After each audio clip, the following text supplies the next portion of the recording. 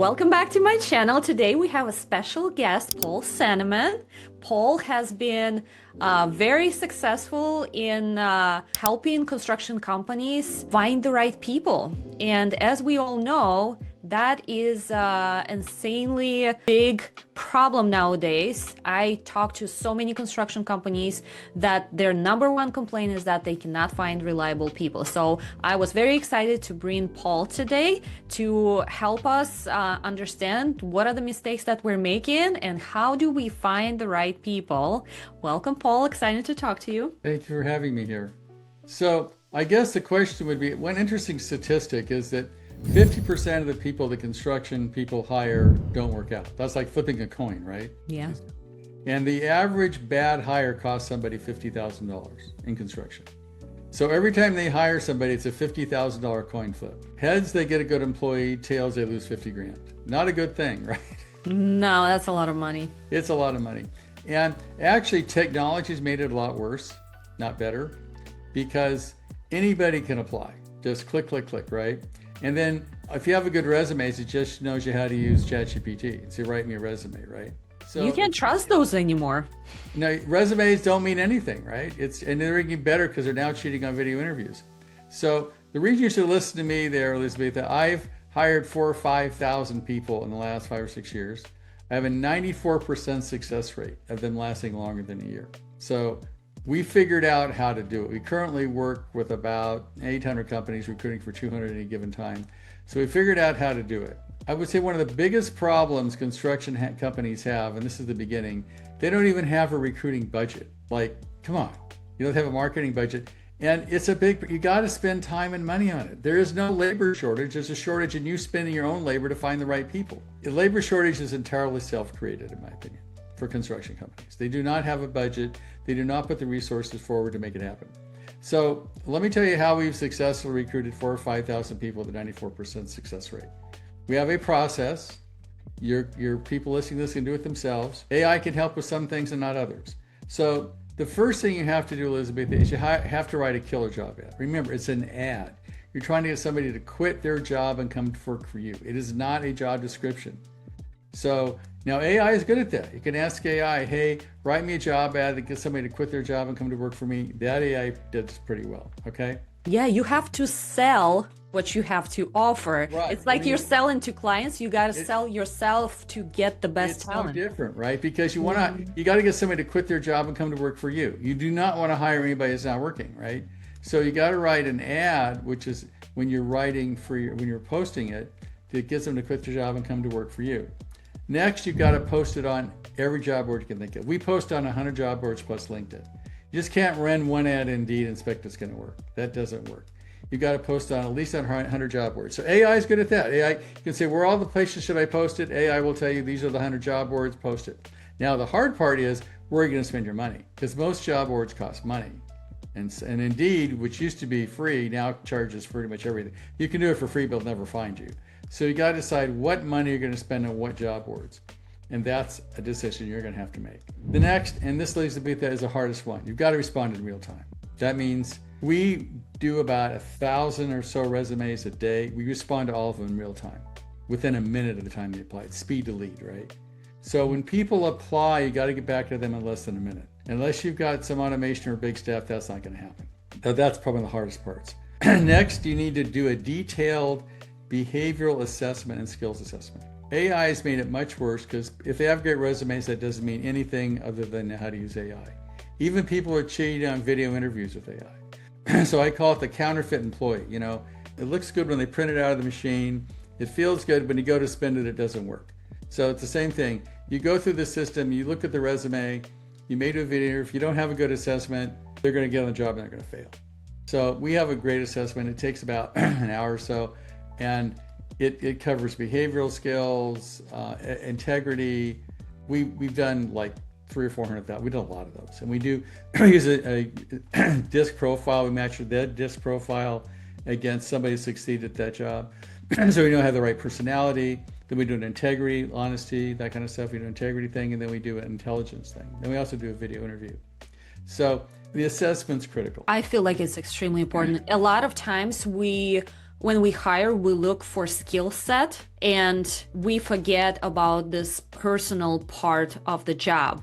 Are you even the right fit for the job? Do you have the right personal qualities? So I think that behavioral testing is just very important. More important than skill is culture fit. Because if a person, you can't change who a person is. You can change what they know, but you can't make a dishonest person honest or a lazy person you can't fix it. So the most important thing is who they are. The second most important thing is what they know. But unfortunately, a lot of people don't test who they are. They just hire them because they have the skill set, then they fail. So that's crucial. Then you got to do a video interview. All right, we have a video interview. You can get some things out there. You've got to do a video interview to find out what you couldn't find in the skills assessment, and you ask all the questions you need to ask in the video interview. And then you need to do an in-person interview after the video interview. All right, and then after that, in the in-person interview, you conduct background checks. I mean, you'd laugh at this. I had a guy who hired a bookkeeper who embezzled him. He went to the DA to prosecute, and the DA said, "Don't you realize you got fired from the last 2 jobs for embezzling?" Like, come on. So, and you've got to do the background checks. You have to do reference checks. And if the person just says, "You work here with doing this date and that date," that's not a reference check. That just means they don't want to tell you anything, all right? And then you've got to call the references and make sure they work out. And then you got to make a competitive job offer. Because you got them to quit their job and come to work for you. So if you're not making a competitive job offer, that won't happen. And the last thing you need to do is you've got to conduct or have a really good onboarding process. AI can help with that, because Elizabeth, think about it. When somebody comes to work, they've quit their job, they've come to work here, it's their first day. They're going to go home the first day and tell their spouse one of 2 things or something in between. Either, "Oh my God, this is the best decision I've ever made. I'm excited. I'm so glad I made this decision." Or, "Honey, I think I made a mistake." Right? Yes. You do not want the second one. Yes, first impression. Right. You don't get a second chance at a first impression. So just don't throw them, a tool bag and say, "Go to work." You need a whole process. It can take a week or 2, but make sure the onboarding process makes them fall in love with your company. So if you do all those things, you'll get from 50 to 94%. We do it for like $1,500 to $2,500 a month if you want to have us do it. But do it yourself, that's fine. But you can't skip any of the steps. Yep. Hiring is not for the faint of heart, because your team defines how successful you will be in your business and how fast you will grow. You're a bookkeeper, right, Elizabeth? You look at books all the time. You work with a lot of contractors. How many of them have a built-in recruiting budget as a line item? I would say maybe 2% of them. Yes. Sad, right? Yeah. So you've got to spend time and money to find people. It's not free. And so many people think they may even have a marketing budget. Your employees are more important than your clients when you think about it. I mean, you have one bad client, well, you may lose a few bucks. You have one bad employee, you can lose several thousand, right? Plus, the other thing that happens, they can mess up your entire culture, right? If you've got somebody who doesn't meet your culture values, they only lie occasionally, they trash the company once in a while, they're going to mess up your culture. They're taking you years to build, and they can do it in 6 months. So you need to have a recruiting budget. Now, there's another thing I want to go over, we have a little time here, Elizabeth, that is, I call them the 6 myths of hiring. This is why the labor shortage exists, and it's their own fault. First, one is only recruit when you need somebody. Bad idea. You should be recruiting. I've learned that one. You need to recruit all the time. Yeah. Never stop recruiting. It's like, have a budget, do it all the time. You recruit, you don't just recruit, because I hear all the time, somebody shows up and says, "Well, I got this project, I need a project manager in 3 weeks. I go, "Good luck with that," right? It may take 3 months to find the guy. So always be recruiting. The next myth, employees are expensive. I can't afford it. You can only make money through employees. The more employees you have, the more money you make. If the employee's not making you money, you should let them go, right? So employees are not expensive. They're the best investment you can make. This one always gets me. We can do it ourselves. What's so hard about recruiting, right? And the truth is, they really suck at it. It's like, I've been doing this for a long time, and the reason I developed this company is because they need to hire a professional to do it. Sort of like what you do. Oh, I can be my own CFO. Good luck with that, right?